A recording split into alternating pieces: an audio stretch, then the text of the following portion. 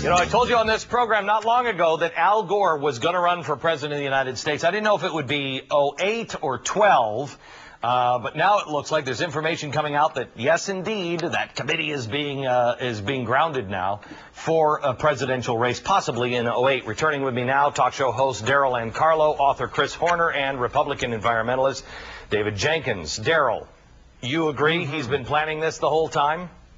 Absolutely. By the way, Sheryl, out. Sheryl brought me a roll of toilet paper. I can only use one sheet. I want to be okay with that, Glenn. Jeez. Yes, there's no doubt that he's running for president. Think about this for a minute. You have low ratings. You don't win the election, although some would like to argue that, depending on how you look at our electoral college process. So what you do is you have a guy who exalts himself up to Messiah status. So the government and the country says, well, wait a minute, this guy could be the answer by creating these myths surrounding, our global problems. You know, Chris. So, yeah, I think he's running. You have your book out is The Politically Incorrect Guide to Global Warming. And it's rife with stats on, the facts on global warming. It's pretty shocking.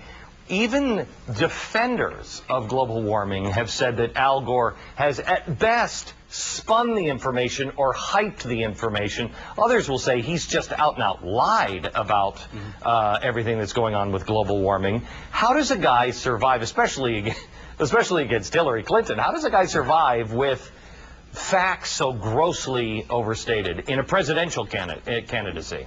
In his movie, he both spun and he lied, and I point out both. Everything of substance he said was, at bare minimum, deeply distorted.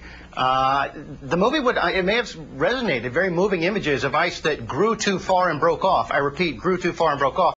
Calving that he wants you to believe is melting. This will be a liability stripped of the very moving visuals. The movie itself and the claims would be a liability. He wrote another book called Earth in the Balance, and it talked about a wrenching transformation of society. Now he wants you to believe that the World War II style commitment that he calls for means swapping out a couple of light bulbs, maybe running a pen down the back of your leg instead of wearing nylons. Now, World War II had internment camps, food and fuel rationing, all sorts of bad things that he doesn't want to get specific about, and over the course of a presidential campaign, he will have to. David, and by the way, I want the viewers to know that we invited a ton of people on this program to present the other side. None of them wanted to. We were calling Hello Greenpeace. Nobody wanted to be on the program. I guess, I don't know, you're afraid or what it is, but we have David, who is a Republican. You are looking at this as saying, we shouldn't just give all these voters away to, the green movement. However, we've got to base it in reality and in fact. I think everybody loves the planet. It's our home, for the love of Pete. But how do you want to adopt people into this on a movement that really has very few anchors in reality? Well, Al Gore is an imperfect messenger on this. I'm no fan of Al Gore. But the fact of the matter is, you've got to separate these individual personalities from the underlying issue.